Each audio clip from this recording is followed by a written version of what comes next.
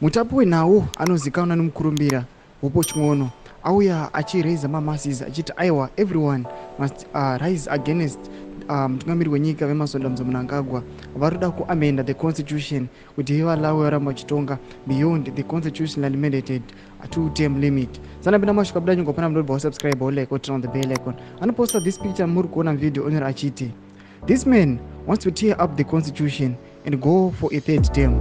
Every genuine opposition leader, parliamentarian, councillor, or progressive citizen should be speaking out against this terrible attempt to abrogate the constitution instead of wasting time insulting those who are offering their ideas. It is strange that on matters requiring immediate political attention and intervention with a strong voice, our political class fails silent except for few. Yet, on matters where new ideas are put on the table, they shout like singers. Where is the intellectual class to defend the constitution?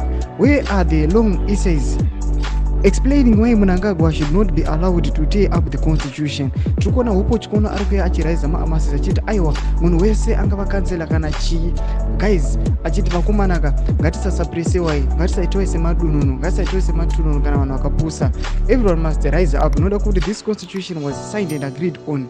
Hapana munhu paangazoda kuya chinja zvinhu on his favor achiti zvinhu izvi aiwa azvibvumiri hazvisi acceptable. Tudze mafungiro enyu munoti kudii pamusoro patiri kuona kuti aiwa the constitution panapa takaona before the Sadc summit vakomana aiwa vaikambena youth league yaifamba ichiti aiwa mutungamiri wenyika ngatunge beyond 2030 2028 but izvita kuchiona kuti aiwa pabva vanyasi kuti uchemini taanawo takwanisa kuchinja constitution. Tudze mafungiro enyu muri kudii pamusoro pechitiko ichi. Nangu mesection medu, subscribe or like and turn on the bell icon.